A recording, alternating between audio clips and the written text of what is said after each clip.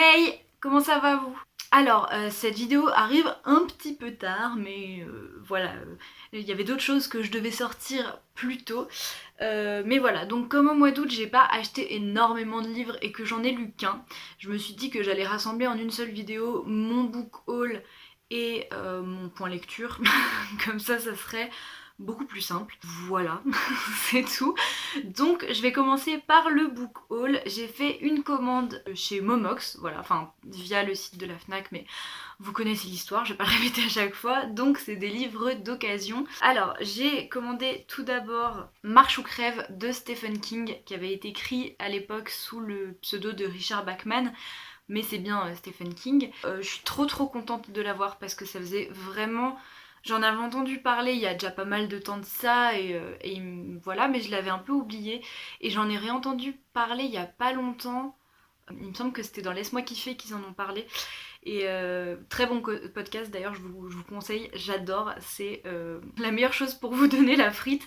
Bref, donc j'avais trop envie de le lire, ils m'ont redonné trop envie, je me suis dit il faut absolument que je le lise. En plus, si vous avez vu ma palle pour le Pumpkin Autumn Challenge, vous savez que je l'ai mis dedans.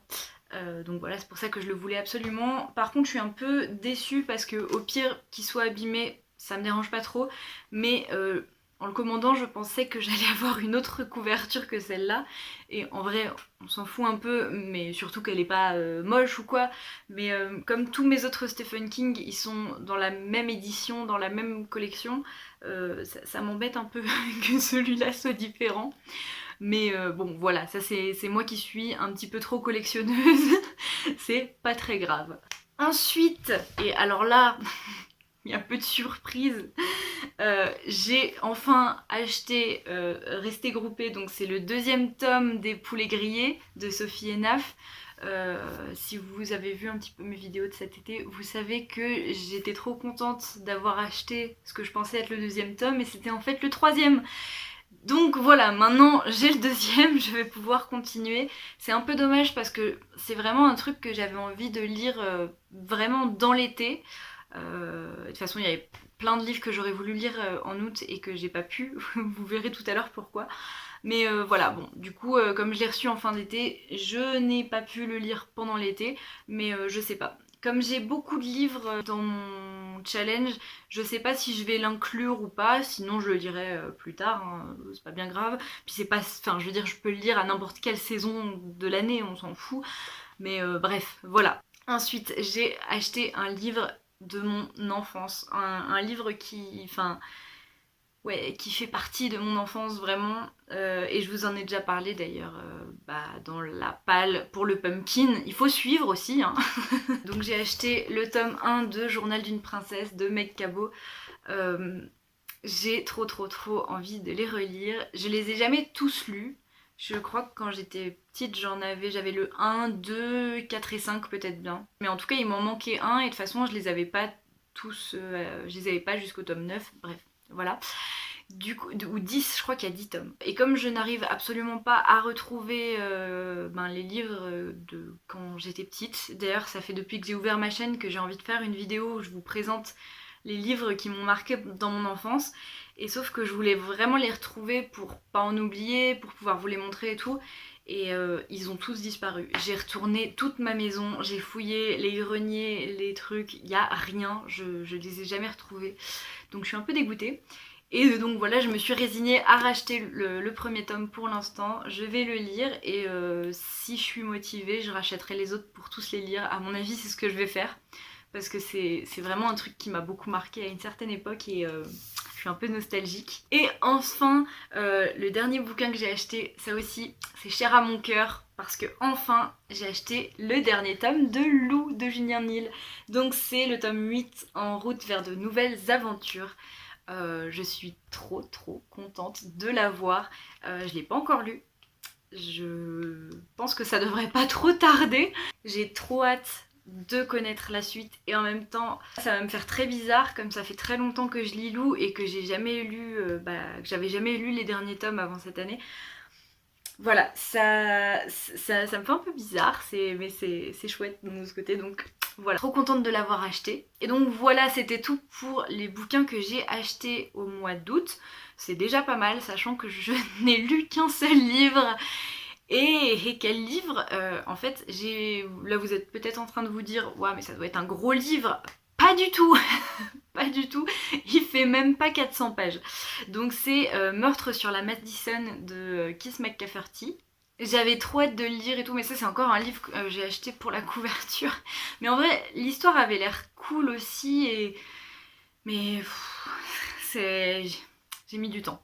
C'est là qu'on voit que ma vitesse de lecture a vraiment un rapport avec l'appréciation que j'ai des livres, parce que le tome 1 du Seigneur des Anneaux, qui fait quand même plus de 500 pages, écrit petit, pas forcément super facile à lire il paraît, et puis enfin je comprends, il y a des grosses descriptions, de trucs comme ça, j'ai mis à peine une semaine à le lire, et là un petit contemporain de 400 pages, j'ai... de même pas 400 pages, j'ai mis un mois à le lire. Mais vraiment le mois entier, enfin j'ai dû commencer le 2 et le terminer le 28 quoi, c'est n'importe quoi. Bref, enfin, je juge pas les gens à leur vitesse de lecture, hein, c'est juste que pour moi c'est... bref. Et ça m'a saoulée en fait d'avoir donné autant de temps à ce livre, et d'un autre côté je voulais pas l'abandonner. Bon, je suis allée chercher le livre, mais parce que j'essaye depuis tout à l'heure de vous faire un résumé, mais j'en suis totalement incapable. Dans ma tête il est mélangé ce livre. J'arrive pas à faire un résumé, alors je vais vous lire du coup la 4e. La Madison est l'une des plus belles rivières du Montana, mais c'est un cadavre et non une truite que l'on vient d'y pêcher. Pour l'intrépide shérif Martha Ettinger, l'homicide est évident et la mouche plantée dans la lèvre boursouflée de la victime a tout d'une macabre signature. Non loin de la scène du crime, Martha tombe sur Sean Stranahan, peintre amateur, pêcheur invétéré et ex-détective privé, lui-même lancé sur une affaire de disparition. Ensemble, Martha et Sean vont remonter une piste glissante qui débouchera sur les zones sombres du big business du Montana, la pêche à la mouche. C'est marrant parce que raconté comme ça, j'aurais presque envie de le lire. Et bon, c'était pas si terrible que ça, hein, mais je trouve déjà que le résumé est assez mensonger, parce que déjà on croirait presque que le personnage principal c'est Martha Ettinger, le shérif, alors que pas du tout. Le personnage principal c'est Sean. On nous parle de l'enquête, mais l'enquête c'est quasiment au second plan dans le livre. On va parler de la vie de Sean, de sa rencontre avec une meuf super étrange, et certes elle est liée, tout est lié au final bien sûr, parce que voilà c'est comme ça, mais voilà, on va surtout parler de pêche. Alors ça peut être très intéressant, hein. Moi quand j'ai lu les premiers chapitres et que je me suis aperçue que ça allait être plus... enfin, que le côté enquête était assez dilué dans la vie de Sean et de ce qui se passe, et voilà. Et que surtout on allait parler de pêche, je me suis dit bon c'est cool, j'apprendrai des choses quoi, enfin y a pas de problème. Mais l'histoire se casse la gueule, non, ça se tient en fait, mais je sais pas comment expliquer ça, en tout cas ça correspond pas du tout au résumé qui nous fait croire qu'on va vraiment suivre une enquête, et d'ailleurs qu'on va suivre Martha Ettinger. Finalement pas vraiment, enfin si on va la suivre, mais vraiment très en second plan. Là on pense que ils vont travailler tous les deux, alors ils vont remonter une piste glissante. Ils travaillent tous les deux que vraiment dans les derniers chapitres, juste avant de trouver le fin mot de l'histoire. Et enfin bon, déjà, les deux seuls personnages féminins sont tous les deux rattachés à la sexualité. Enfin je veux dire, ça peut être une caractérisation de personnage, mais si tu fais ça systématiquement, c'est qu'il y a un problème. Martha, au début, t'as l'impression qu'elle est super cool. C'est le shérif, donc c'est un peu une femme forte et tout. En plus, elle vit seule avec ses animaux, elle fait sa vie et tout. Et au début, t'as vraiment l'impression que c'est bien parce qu'elle mène sa vie et tout. Et plus t'avances dans l'histoire, et plus t'as l'impression que c'est genre... En fait, elle se la joue indépendante, mais elle se voile la face parce que en fait tout ce qu'elle rêve, elle saute sur tous les mecs qu'elle croise, et c'est chiant. En fait, elle est là au début, elle est là oui indépendance machin et tout, et puis en fait dès qu'elle rencontre un mec, ça y est, elle devient jalouse et tout. Et t'es là mais vraiment tu ne le connais même pas, c'est super bizarre.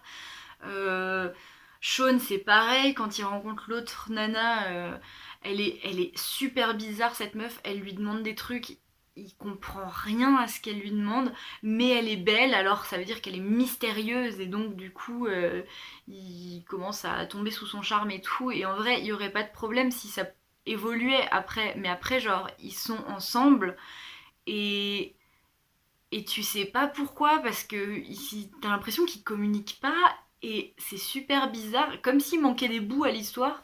Pendant ma lecture, j'avais l'impression que j'étais en train de lire deux trucs et que l'auteur avait pris cette enquête policière juste comme une excuse pour pouvoir nous raconter la vie de Sean et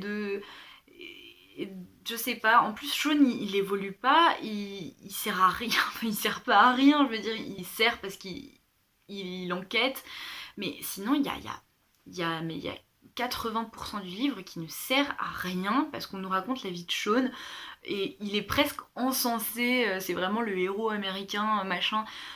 Moi, ça m'a gonflé. Ça m'a juste gonflé. Et en vrai, c'était pas si mauvais que ça.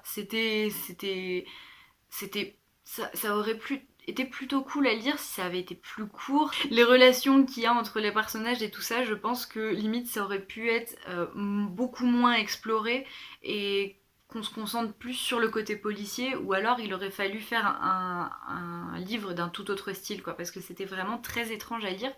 Et d'un autre côté, je me suis fait la réflexion, j'avais l'impression de regarder, vous savez, les téléfilms d'après-midi, là, où il y a des enquêtes policières, et en même temps il y a des histoires de relations entre les gens et tout ça. Et c'est pas forcément très bien écrit, c'est pas très bien réalisé, les acteurs sont pas dingues, mais ça se regarde parce que voilà. Mais ça va bien parce que ça dure 1h15, 1h30. Et ça aurait été très bien si ça avait juste été un espèce de téléfilm comme ça, ou une petite série, voilà. Mais là, c'est un livre, bah, bon, il est pas très gros, mais voilà, de 400 pages, et j'y ai passé tout mon été à le lire. Et c'est chiant parce qu'en fait, genre, je voulais pas l'abandonner parce que même si c'était pas dingue, j'avais quand même envie de savoir le fin mot de l'histoire, j'avais suffisamment assez envie de savoir la suite, j'étais pas accrochée de ouf.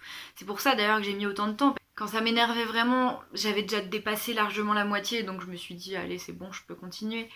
Mais j'y ai donné trop de temps. J'ai l'impression d'avoir donné trop de ma personne à ce livre pour qu'au final ça soit pas quelque chose de dingue, quoi. Donc ça m'a un peu gonflé. Mais je le déteste pas, quoi, je vais le garder. Là je me suis un peu énervée parce que c'est vrai que voilà, c'est surtout ça, c'est que j'ai donné trop de mon temps à ce livre alors que c'était vraiment pas ouf. Voilà, bif bof ce mois-ci. Et donc voilà, ça sert à rien d'épiloguer pendant des heures sur ce bouquin. Si vous avez envie de le lire, allez-y, faites-vous une idée. Vous attendez simplement pas à suivre une enquête haletante, à part dans les tout derniers chapitres, quoi. Je vais m'arrêter de parler. En attendant la prochaine fois, je vous souhaite de très belles lectures. Et puis voilà, à la prochaine. Bye!